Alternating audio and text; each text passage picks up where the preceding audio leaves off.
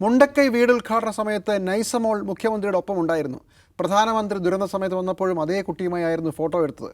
പ്രതിപക്ഷ നേതാവും ചേർത്ത് പിടിച്ചത് അതേ കുട്ടിയെ. പല വാഗ്ദാനങ്ങൾ ഇവർ നൽകി, പക്ഷേ ഒന്നും നടന്നില്ല.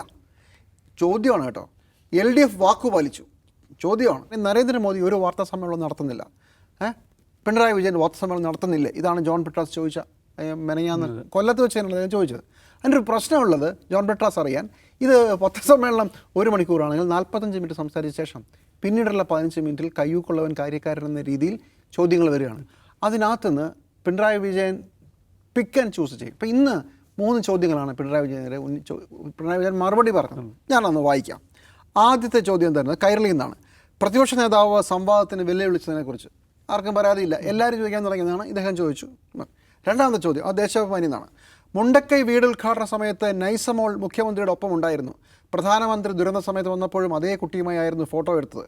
പ്രതിപക്ഷ നേതാവും ചേർത്ത് പിടിച്ചത് അതേ കുട്ടിയെ. പല വാഗ്ദാനങ്ങൾ ഇവർ നൽകി, പക്ഷേ ഒന്നും നടന്നില്ല. ചോദ്യമാണ് കേട്ടോ, LDF വാക്കുപാലിച്ചു. ചോദ്യമാണ്, തിരഞ്ഞെടുപ്പ് അടുത്തിരിക്കെ LDF നൽകുന്ന ഗ്യാരണ്ടിയും UDF നൽകുന്ന ഗ്യാരണ്ടിയും തമ്മിലുള്ള വ്യത്യാസം.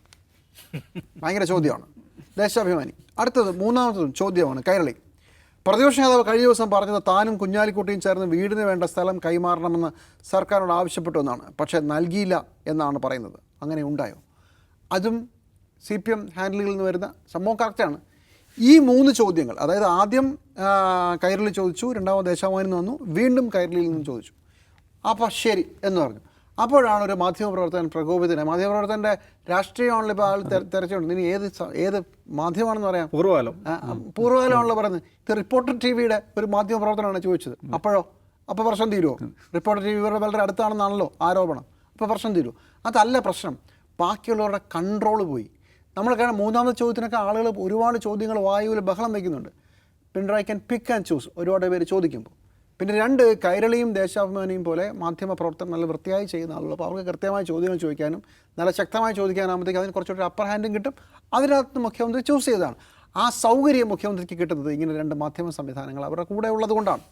അപ്പോൾ ഇത് ഫുൾ മാനേജ്ഡ് ആണെന്ന് വെച്ചാൽ ഫുൾ മാനേജ്ഡ് ആണ് എന്ന് ഞാൻ പറയില്ല. പക്ഷേ മാനേജ്ഡ് ആവാനുള്ള എല്ലാ സാഹചര്യങ്ങളും ഒരുക്കിയിട്ടാണ് പത്രസമ്മേളനത്തിന് വരിക. പ്രത്യേകിച്ച് ഇന്നത്തെ വാർത്താ സമ്മേളനത്തിൻ്റെ പ്രത്യേകതയുണ്ട്.